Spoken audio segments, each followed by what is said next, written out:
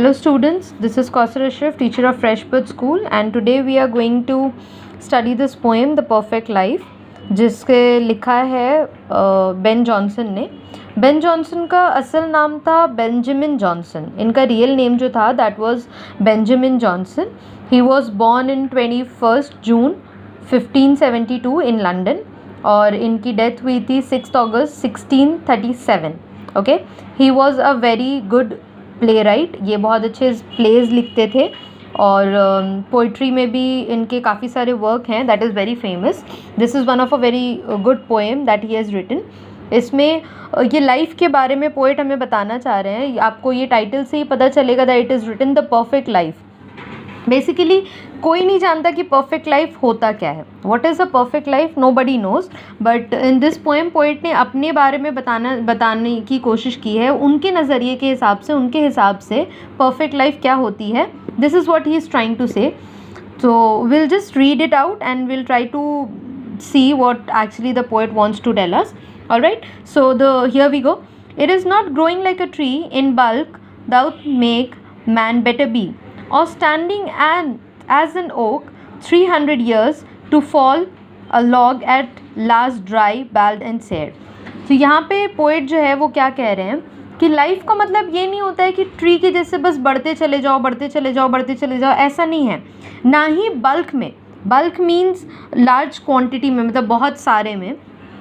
ठीक है, ये पोइट ये कह रहे हैं कि लाइफ का मतलब ये नहीं है कि बस एक पेड़ है, पेड़ जैसे बड़ा होते जाता है उसी तरह हम बड़े होते जाएं, बल्कि और हमें बेटर लाइफ के लिए जीना चाहिए। दाउट मीन्स डू होता है, do make man better be. Do make, doubt means do. Ancient time में जो इंग्लिश होती थी उसमें वो थोड़ी डिफरेंट होती थी। अभी जो इंग्लिश हम लोग पढ़ते हैं इस इंग्लिश से उस टाइम के इंग्लिश में थोड़ा फ़र्क हुआ करता था। तो उस टाइम पे डू को दाउट लिखते थे, मेक मैन बेटर बी। वो क्या कहना चाह रहे हैं कि ये नहीं कि बस झुंड में बड़े हो जाओ और पेड़ के जैसे बड़े हो जाओ, बल्कि इस तरह से लाइफ को जीना चाहिए कि इंसान बेहतर से बेहतर होता जाए, ठीक है, अच्छे से अच्छा होता जाए।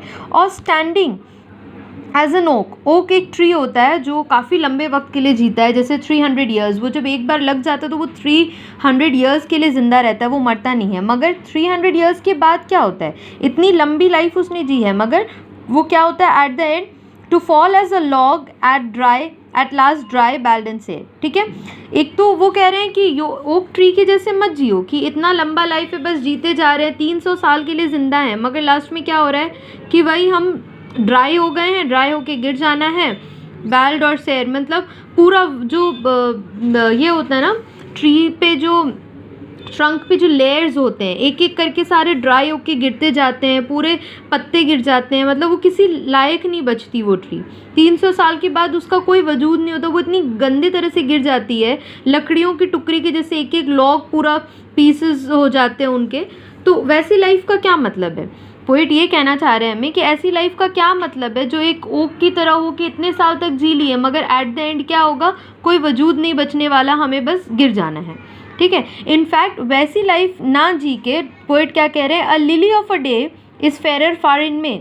मतलब एक ओक के लाइफ जो है, जो इतनी लंबी लाइफ है, उससे बेटर तो एक लिली की लाइफ है।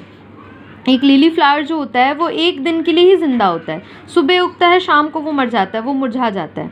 मई के महीने में ये उगते हैं एंड ये एक दिन की ज़िंदगी जीती है, पर एक दिन के बाद वो ख़त्म हो जाता है। ठीक है, ओक ट्री 300 साल जीता है, मगर पोइट क्या कह रहा है कि 300 साल जीने से बेहतर है कि एक दिन जियो, लिली की लाइफ जियो, एक दिन जियो। क्यों वो ऐसा क्यों कह रहे हैं कि एक दिन की लाइफ को बेटर क्यों कह रहे हैं? तो we'll see here. Although it falls and die that night, it was the plant and flower of light. In small proportions we just beauty sees, and in short measures life may perfect be.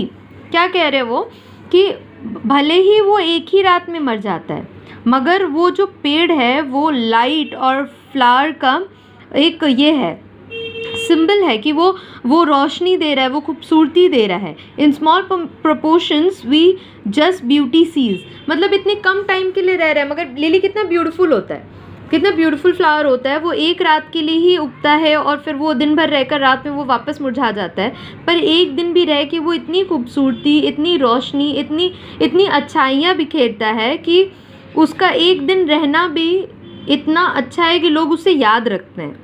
लोगों को सब lily सबके जहन में होती है, जबकि वो एक दिन के लिए ही ज़िंदा रहता है, फिर भी हर बच्चे को देखो, हर बड़े इंसान को जानता है कि लिली क्या होता है, सब लिली को पहचानते हैं, है ना। तो पोइट वही कहना चाह रहा है कि आप ओक के जैसे इतना लंबा लाइफ जीकर कोई फ़ायदा नहीं है कि आप 300 साल ज़िंदा रह गए, उसके बाद भी आप मर जा रहे हो और आपका कोई वजूद नहीं है, आपने लाइफ में कुछ अचीव नहीं किया। उससे बेटर तो लिली का लाइफ है कि आप एक रात ही रहो, एक दिन ही ज़िंदा रहो, मगर ऐसे रहो कि जो खूबसूरती के साथ हो, जो रोशनी बिखेरता हुआ लाइफ हो, कि आप अपने लाइफ में एक दिन में भी कुछ ऐसा अचीव कर लो कि लोग आपको याद रखें। ये क्या कह रहा है, and in short measure life में परफेक्ट भी, मतलब लाइफ बहुत बड़ी ना हो, छोटी हो, पर वो छोटी लाइफ भी ऐसी हो जो आपके लिए परफेक्ट हो, कि आपने छोटे लाइफ में भी कुछ अचीव किया हो। ऐसी ज़िंदगी का कोई फ़ायदा नहीं जो इतने लंबे वक्त के लिए जी ले मगर कुछ अचीव ना कर सके। सो पोइट के हिसाब से एक लंबी ज़िंदगी जो है उसका कोई मतलब नहीं है, बहुत लंबी है, बहुत बड़ी है, मगर कोई मतलब नहीं है, तो वो लाइफ बेकार हो गई। और अगर हम एक छोटी ज़िंदगी भी जीते हैं पर एक अच्छी ज़िंदगी जीते हैं, उसमें कुछ अचीव करते हैं, अच्छे बनते हैं, अच्छे काम करते हैं, लोगों के साथ अच्छा करते हैं, खुद अच्छे बनने की कोशिश करते हैं, तो वो लाइफ जो है वो ज़्यादा बेटर होगी। Long life is not perfect if it is not eventful. अगर एक लंबी लाइफ है मगर वो इवेंटफुल नहीं है तो उस लाइफ का कोई मतलब नहीं बनता।